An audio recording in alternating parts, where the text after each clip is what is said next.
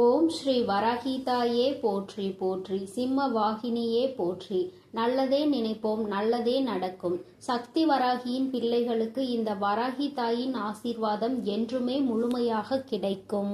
இன்று உன் தாயானவள் உன் குலதெய்வ வாக்கினை அல்லவா உனக்கு கொண்டு வந்திருக்கின்றேன். நீண்ட நாட்களுக்கு பிறகு உன்னுடைய குலதெய்வத்திடம் இருந்து உனக்கான நல்ல செய்தி ஒன்று வந்திருக்கிறது. என் தங்கமே, இந்த நல்ல நாளில் உன் குலதெய்வம் உனக்கு நல்ல வாக்கு தர வேண்டும் என்று நினைக்கிறார்கள். அதற்கு அவர்கள் தேர்ந்தெடுத்திருப்பது உன் தாயானவள் என்னைத்தான். என் தங்கமே, அவர்கள் உன்னிடத்தில் பேச வேண்டும் என்று நினைத்த விஷயம் உன்னுடைய வாழ்க்கை சம்பந்தமானதுதான், வேறெதுவும் கிடையாது. என் பிள்ளையே, நீ உன் வாழ்க்கையில் நடக்கின்ற ஒவ்வொரு நிகழ்வுகளையும் இந்த தாயானவள் நான் வந்து பார்ப்பதற்கு முன்பாக அவர்கள் பார்க்க தொடங்கி விடுகிறார்கள் அல்லவா? அவர்கள்தானே முதன்மையானவர்கள். நீ என்ன நிகழ்வுகளை இல்லத்தில் நடத்தினாலும், உன் வாழ்க்கையில் என்ன நடந்தாலும் அது யாருக்கு தெரிகின்றதோ இல்லையோ, உன்னுடைய குலதெய்வத்திற்கு சர்வ நிச்சயமாக தெரியும் என்பதில் எந்த ஒரு மாற்று கருத்தும் கிடையாது. இந்த தாயானவள் நானே உன் குலதெய்வத்திற்கு பின்னால் தான் உன்னை காண வர முடியும் என்பதை நீ புரிந்து கொள்ள வேண்டும். உனக்கு என்ன கஷ்டம் வந்தாலும், உனக்கு என்ன பிரச்சனைகள் வந்தாலும், உன்னை தேடி முதலில் வருவது உன்னுடைய குலதெய்வம் என்பதில் எந்த ஒரு மாற்று கருத்தும் கிடையாது. என் தங்கமே, உன்னுடைய குலதெய்வம் உன் கஷ்டங்களை எல்லாம் முன்னின்று காண்கின்றார்கள். அவர்கள் தருகின்ற வாக்கினை ஒருபொழுதும் நீ தவறவிட்டு விடக்கூடாது. ஏனென்றால் என் பிள்ளையே, உன்னுடைய வாழ்க்கையில் நடக்க இருக்கின்ற எல்லா விஷயங்களையும் தெரிந்து வைத்திருப்பவர்கள் அவர்கள்தான். நிச்சயமாக உனக்கு அதற்கான நல்ல தீர்வினையும் கொண்டு வந்து சேர்ப்பார்கள் என்பதில் எந்த ஒரு சந்தேகமும் வேண்டாம். உன்னுடைய பிரச்சனைகளுக்கெல்லாம் முதலில் தீர்வு அவர்களிடம்தான் அதிகமாக இருக்கும். அவர்கள் சொல்கின்ற எல்லா விஷயங்களையும் உன் அம்மா நான் அப்படியே உன் வாழ்க்கையில் நடத்தி கொடுப்பேன். நான் தனித்து நின்று எதையும் உன் வாழ்க்கையில் செய்வது கிடையாது. உன் குலதெய்வத்திடம் இருந்து கருத்து கேட்டுதான் உன் வாழ்க்கையில் என்ன நடத்த வேண்டும் என்ற முடிவுகளை நான் எடுக்க முடியும். இது நாள் வரையிலும் உன் வாழ்க்கையில் நீ எத்தனையோ வேதனைகளை அனுபவித்திருப்பாய், எத்தனையோ கஷ்டங்களை கண்டிருக்கின்றாய், எத்தனையோ சோதனைகளையும் நீ கண்டிருக்கின்றாய். பல சோதனைகளை கண்டு இந்த வாழ்க்கையில் நீ வெற்றி பெறக்கூடிய சூழ்நிலையை இப்பொழுதுதான் உணரத் தொடங்கி இருக்கின்றாய். அதனால்தான் இன்று உன்னுடைய குலதெய்வத்தின் வாக்கினை நான் கொண்டு வந்திருக்கின்றேன். என் அன்பு பிள்ளையே, இந்த நல்ல நாளில் குலதெய்வத்தின் வாக்கு கிடைப்பது என்பது அத்தனை சாதாரண விஷயம் கிடையாது. என் தங்கமே, அதனால் உனக்கு கிடைக்கும் பொழுது அதனை நீ சரியாக உன் வாழ்க்கையில் பயன்படுத்திக் கொள் என்றுதான் அம்மா சொல்கின்றேன். என்றென்றைக்கும் உனக்கு நல்ல ஆசீர்வாதங்களை வழங்கி கொண்டு இருக்கின்றார்கள்.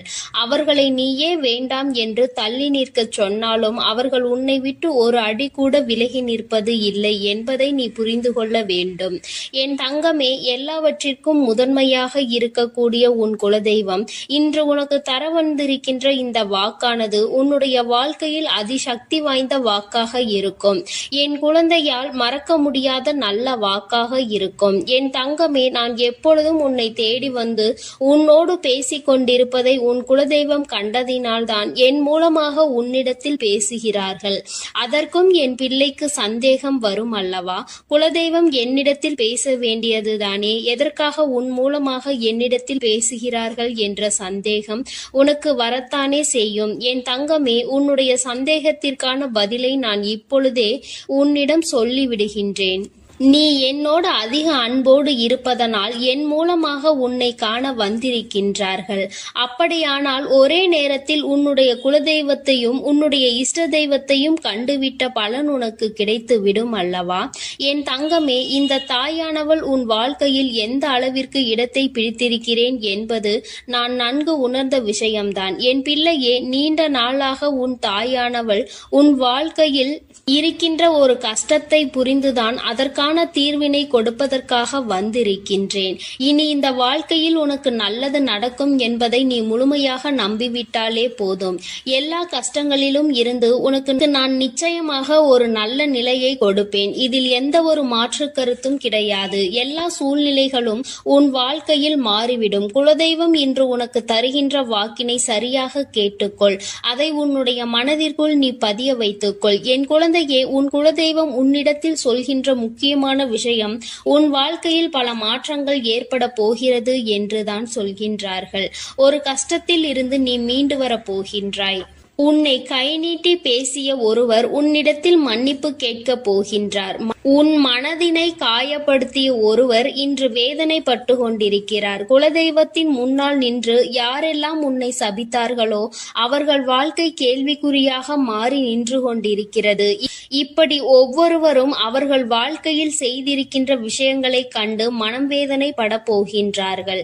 உனக்கு வாழ்க்கையில் கஷ்டம் வந்துவிட்டது என்று எண்ணி வருத்தப்படாமல், என் பிள்ளையே, இனி உன் வாழ்க்கையில் நடப்பது எல்லாமே உன் சந்தோஷத்தை மட்டுமே அடிப்படையாக கொண்டது என்பதை நீ புரிந்து கொண்டால் போதும்.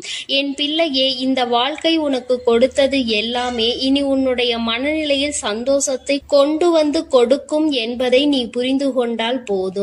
எல்லோரும் ஒரு நாள் இந்த தாயானவள் என்னுடைய வாழ்க்கையில் என்ன நடத்தி கொடுத்தாள் என்று நிச்சயமாக யோசிக்கின்றபடி உன் வாழ்க்கையில் அம்மா நிச்சயமாக நல்ல விஷயத்தை நடத்தி கொடுப்பேன் என்பதை நீ புரிந்து கொண்டால் போதும். இப்பொழுதெல்லாம் இந்த வாழ்க்கையில் நீ பட்ட கஷ்டங்களுக்காக வேதனைப்பட்டு நின்றாயோ, அந்த நேரத்தில் எல்லாம் உன் குலதெய்வமும் உன் தாயானவள் நானும் உன்னை காக்க வந்திருக்கிறோம் என்பதை ஒரு நாளும் நீ மறந்துவிடக் கூடாது. ஒரு விஷயம் தவறு என்று தெரிந்துவிட்டால் அதை ஒரு நாளும் என் பிள்ளை நீ செய்ய துணியாதே. அதே நேரத்தில் ஒரு விஷயத்தை செய்யும் பொழுது அது உனக்கு சரி என்று தோன்றிவிட்டது என்றால் யார் சொன்னாலும் அதன் பிறகு அதை நீ நிறுத்தி விடாதே. நல்லபடியாக அதை செய்து நீ வெற்றி பெறுவதற்கான முயற்சிகளை எடுத்துக்கொள்ள வேண்டுமே தவிர ஒரு நாளும் என் பிள்ளை இந்த வாழ்க்கையில் நீ அடைய நினைக்கின்ற விஷயங்களை அடையாமல் விட்டுவிடக் கூடாது. உன்னுடைய முயற்சி இந்த வாழ்க்கையில் அதிகமாக இருப்பது போல இனி உன் வாழ்க்கையில் நடப்பது எல்லாமே உன் சந்தோஷத்தை மட்டுமே அடிப்படையாக கொண்டது என்பதனை நீ புரிந்து நடந்து கொள்ள வேண்டும். உனக்கு என்றென்றைக்கும் உன்னுடைய குலதெய்வம் துணை இருக்கின்றது என்பதை புரிந்து கொண்டு உனக்கு எந்நாளும் இந்த தாயானவளினுடைய ஆசீர்வாதங்கள் இருக்கும் என்பதை நினைவில் வைத்துக் கொண்டு நீ செய்ய நினைக்கின்ற விஷயங்கள் எல்லாவற்றையும் சரியாக செய்து கொண்டு இருக்க வேண்டும்.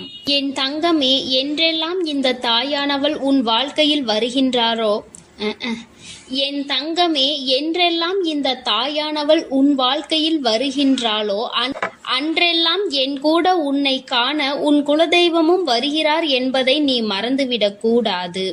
என் பிள்ளையே, எந்த விஷயங்களை உன் வாழ்க்கையில் செய்வதாக இருந்தாலும் நாங்கள் இருவரும் கலந்து ஆலோசித்துதான் உனக்கு செயல்படுத்துவோம் என்பதையும் நீ நினைவில் வைத்துக் கொள்ள வேண்டும். என் பிள்ளையே, நீ கேட்பதை தெளிவாக கேட்க வேண்டும். அப்பொழுதுதான் உனக்கு கொடுக்கின்ற தெய்வங்களும் எதையும் யோசிக்காமல் கொடுக்கும் என்பதை நீ புரிந்து கொள்வாய். எதையும் கண்மூடித்தனமாக உனக்கு கிடைக்க வேண்டும் என்று நீ நினைத்து கொண்டிருந்தால் நிச்சயமாக அது உன்னை வந்து சேராது.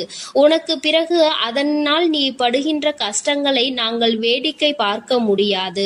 எதை கொடுக்க வேண்டுமோ அதை சர்வ நிச்சயமாக உனக்கு நாங்களே தேடி வந்து கொடுப்போம் என்பதில் எந்த ஒரு மாற்று கருத்தும் கிடையாது.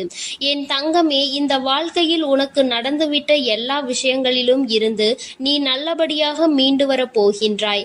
அவர் உன் வாழ்க்கையில் உனக்கு கஷ்டங்களை கொடுக்கிறார் என்று நீ நினைத்து விடாதே.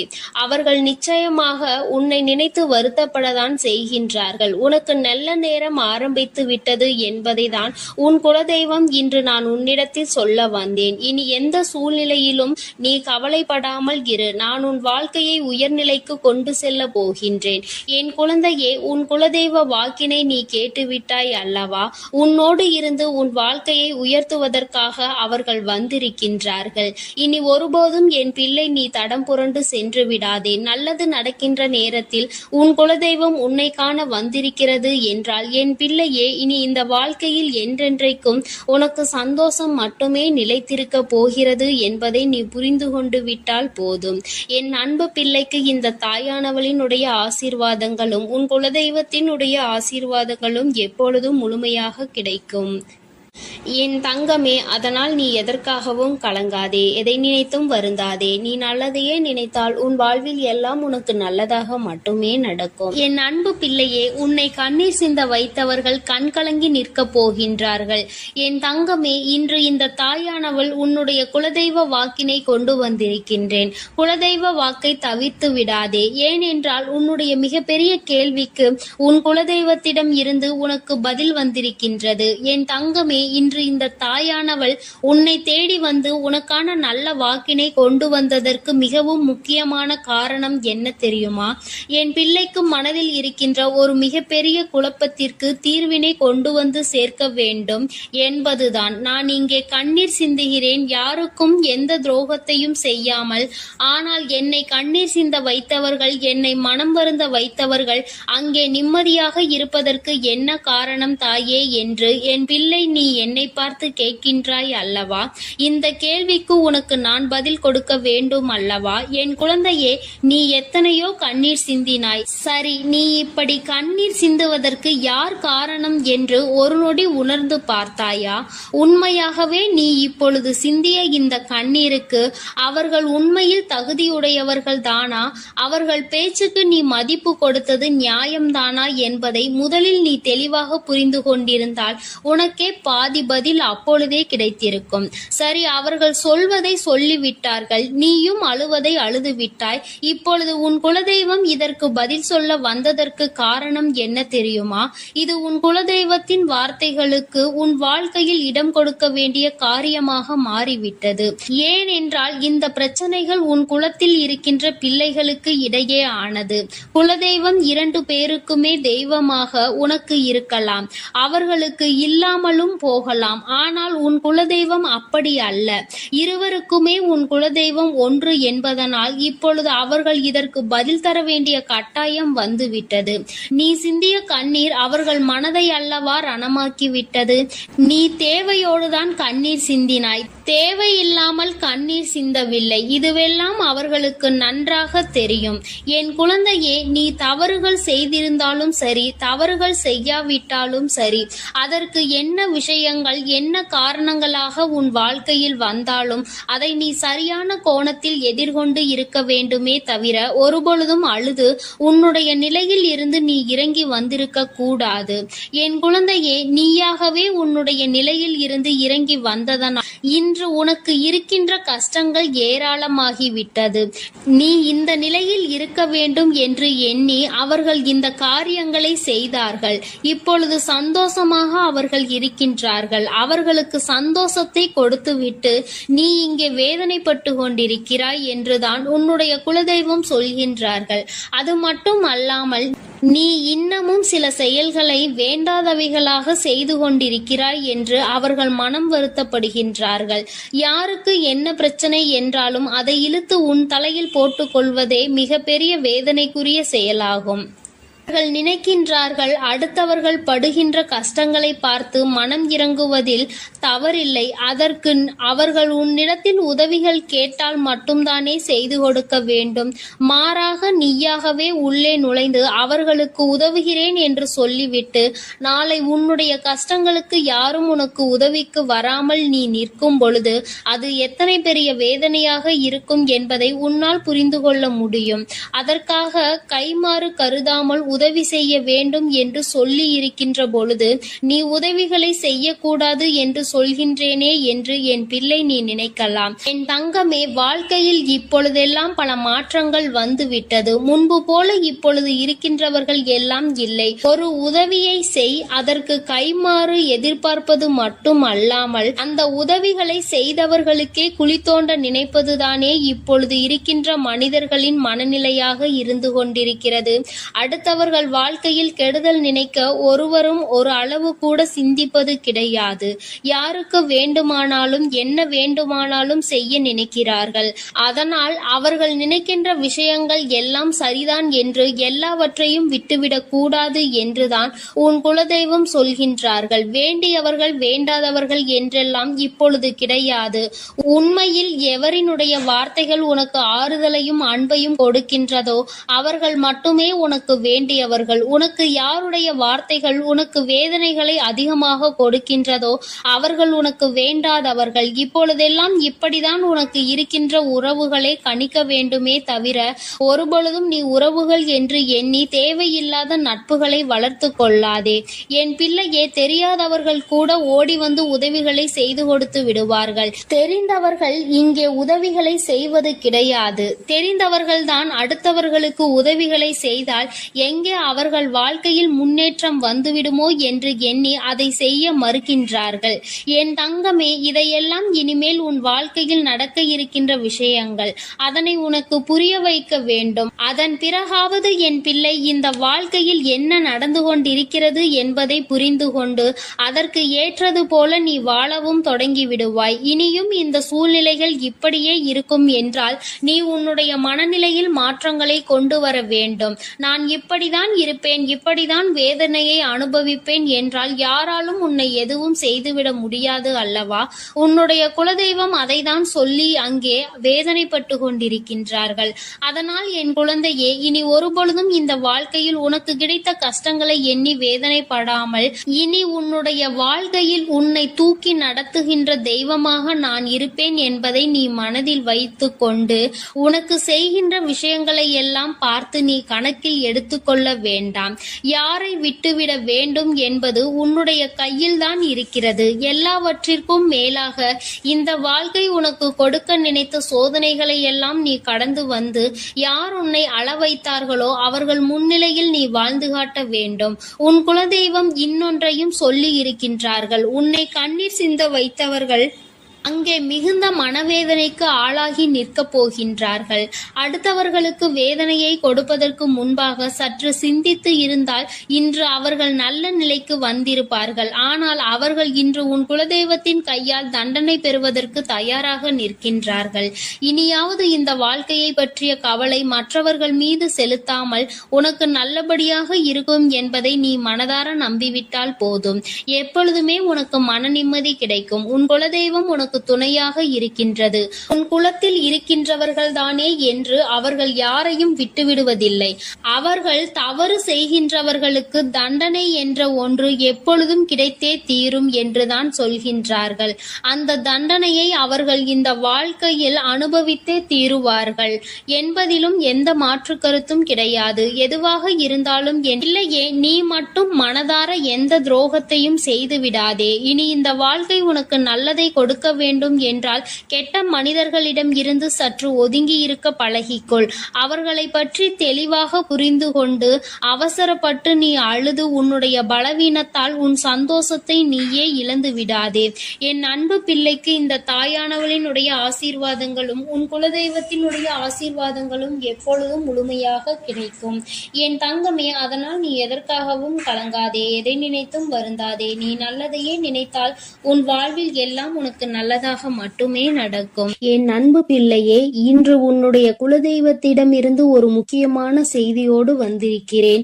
அவர் உன்னுடைய வாழ்க்கை சம்பந்தமான ஒரு செய்தியினை தான் கொண்டு வந்திருக்கிறார்.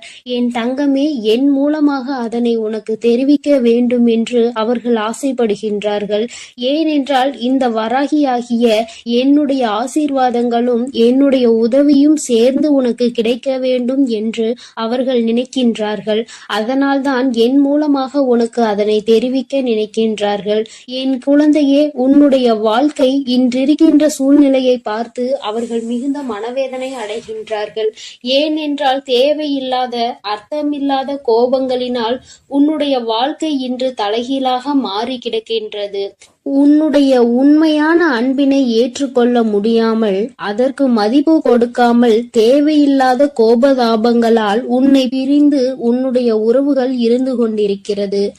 என் தங்கமே, உன்னுடைய குலதெய்வம் இவற்றை எல்லாம் பார்த்து கொண்டுதான் இருக்கிறது. அவர்களுக்கு தெரியும் அல்லவா யார் மீது தவறு இருக்கின்றது, யார் மீது தவறு இல்லை என்று. என் தங்கமே, உன் மீது தவறு இல்லை என்பதை அவர்கள் நன்றாக புரிந்து கொண்டுதான் இப்பொழுது உன்னோடு பேச, உனக்கு நல்ல வாக்கு கொடுக்க, உன் மனதிற்கு நல்ல ஆறுதல் கொடுக்க வந்திருக்கின்றார்கள். உன்னுடைய மனதில் இருக்கின்ற வேதனைகளை அவர்களை விட வேறு யாராலும் உணர்ந்து கொள்ள முடியாது. உன்னுடைய குலத்தினை காக்கின்ற தெய்வம் இன்று நீ உன்னுடைய குலத்தோடு ஒன்றுபட்டு இல்லாமல் பிரிவினையில் இருப்பதைக் கண்டு அவர்கள் சிறிது மனவேதனையில் இருந்து கொண்டுதான் இருக்கின்றார்கள். ஆனாலும் உன் மீது தவறு இல்லை, உன்னை சுற்றி இருப்பவர்கள் மீதுதான் தவறு இருக்கின்றது. நயவஞ்சகத்தால் உன்னை வீழ்த்த நினைத்தவர்களை தான் நீ விட்டு பிரிந்திருக்கிறாய் என்பதும் அவர்களுக்கு நன்றாக தெரியும். அதனால்தான் அந்த நயவஞ்சகர்களை விட்டுவிட்டு உன்னிடம் பேசுவதற்காக ஆசைப்படுகின்றார்கள். என் குழந்தையே, அவர்கள் சொன்னதை நான் உன்னிடம் சொல்கிறேன், கேள். என் பிள்ளையே, நீ உன்னுடைய வாழ்க்கையை நல்லபடியாக இந்த தாய் நான் உன்னுடைய குலதெய்வம் அமைத்து கொடுத்தபடி தான் வாழ வேண்டும் என்று ஆசைப்படுகின்றாய். ஆனால் உன்னை சுற்றி இருப்பவர்கள் உன்னை வாழ விடாமல் தடை செய்து கொண்டிருக்கின்றார்கள். நீ என்ன செய்தாலும் உனக்கு இடைஞ்சல்கள் தான் கொடுத்து கொண்டிருக்கின்றார்கள். அவர்கள் என்னை தான் வணங்குகிறார்கள். நான் அவர்களுக்கு நல்ல புத்தியை தான் கொடுத்தேன். ஆனால் அவர்கள் தீய வழியை தான் நாடி செல்கிறார்கள். நான் எத்தனையோ முறை அவர்களை நல்வழிப்படுத்துவதற்கு பல வாய்ப்புகளை ஏற்படுத்தி கொடுத்து பார்த்தேன். ஆனாலும் அந்த வாய்ப்புகளை அவர்கள் சரியாக பயன்படுத்திக் கொள்ளவில்லை. நீ என்ன சொல்வது, நான் என்ன கேட்பது என்பது போல நடந்து கொண்டிருக்கின்றார்கள். என் தங்கமே, உன்னுடைய குலதெய்வம் எனக்கே அவர்கள் இத்தனை மரியாதை தான் வைத்திருக்கிறார்கள் என்றால் உன்னை அவர்கள் எந்த அளவிற்கு நடத்துவார்கள் என்று எனக்கு புரிந்து கொள்ள முடிகிறது. அவர்களினுடைய மனநிலை, அவர்களினுடைய போக்கு எதுவும் உன் தாயானவள் எனக்கு பிடிக்கவில்லை. நான் அவர்களுக்கு கொடுத்த வாய்ப்பினை அவர்கள் தவற விட்டு விட்டார்கள். இனிமேல் நான் உன் குலத்தை காக்கின்ற தெய்வமான அவர்களுக்கான தண்டனையை நான் கொடுக்க வேண்டியதாக இருக்கின்றது. நான் சில தண்டனைகளை மறைமுகமாக கொடுத்து பார்த்தேன். ஆனால் அந்த தண்டனையை அவர்கள் கொஞ்சம் கூட மதிக்கவும் இல்லை. அந்த தவறுகளை திரும்ப திரும்ப செய்து கொண்டேதான் இருக்கின்றார்கள். அவர்கள் என்னவோ அவர்களுக்கு நடந்ததெல்லாம் ஒரு பெரிய விஷயமாக தெரியாதது போல நடந்து கொண்டு திரிகின்றார்கள். என் தங்கமே, நீ வேதனைப்படாதே. உன்னை சுற்றி உன்னை காயப்படுத்துபவர்களுக்கானது இனிமேல் அவர்கள் கைகளில் வந்து சேரும். நீ நன்றாக இருக்க மாட்டாய் என்று சொன்ன வாய் அவர்களே அழிக்க போகின்றார்கள்.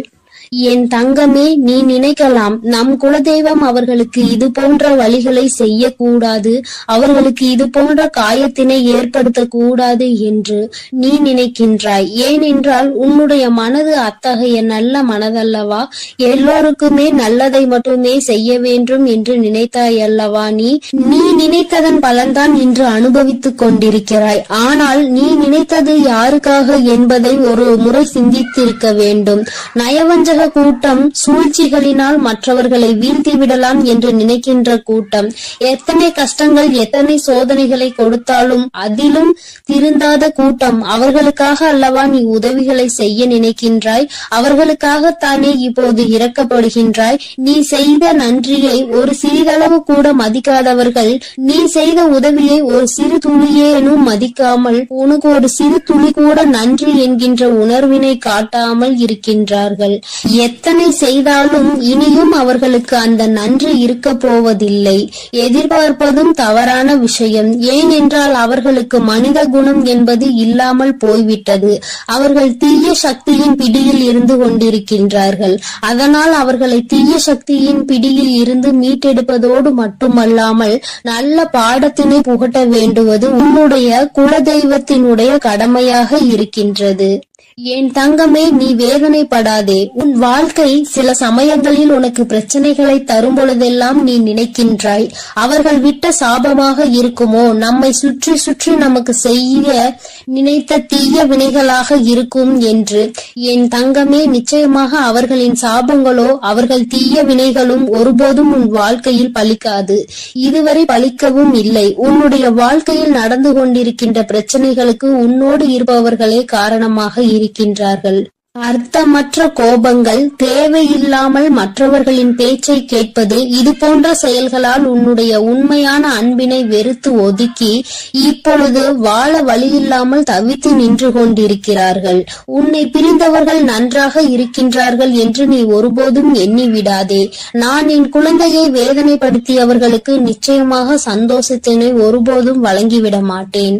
அது எத்தனை பெரிய தவறு என்பதை அவர்கள் நிச்சயமாக உணரும் வரை இந்த தாயானவள் அவர்களுக்கு பாடத்தினை புகட்டி கொண்டுதான் இருப்பேன். என் குழந்தையே, உன்னுடைய குலதெய்வமான நான் இனிமேல் உன் வாழ்க்கையில் நடக்கின்ற பல நல்ல நிகழ்வுகளுக்கு பொறுப்பெடுத்துக் கொள்கிறேன். நீ சந்தோஷமான மனநிலைக்கு மாற போகின்றாய். உனக்கு தீங்கு செய்ய நினைத்தவர்கள் அதற்கான பலனை அனுபவிக்க போகின்றார்கள். உன்னை விட்டு பிரிந்த வாழ்க்கை மீண்டும் உன்னிடமே வந்து சேர போகின்றது.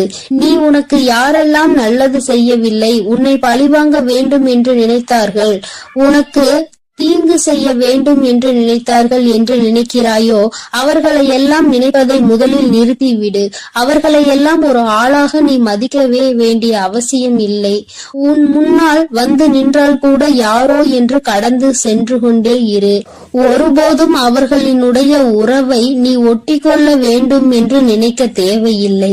இந்த உறவு உன் வாழ்க்கை முழுவதும் தொடரப்போவதும் இல்லை. நிச்சயமாக ஏதாவது ஒரு இக்கட்டான கட்டத்தில் உன்னை யார் என்று தெரியாதது போல நடந்து கொள்வார்கள். நிறைய அதற்கான வாய்ப்புகள் இருக்கின்றது.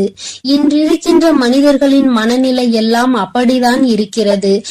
எல்லாம் தனக்கு மட்டும்தான், வேறு யாருக்கும் எதுவும் கொடுக்க கூடாது என்ற எண்ணம் அவர்களுக்குள் இருக்கும் வரை அவர்கள் வாழ்க்கையில் ஒருபோதும் எந்த ஒரு முன்னேற்றத்தையும் கண்டுவிட முடியாது.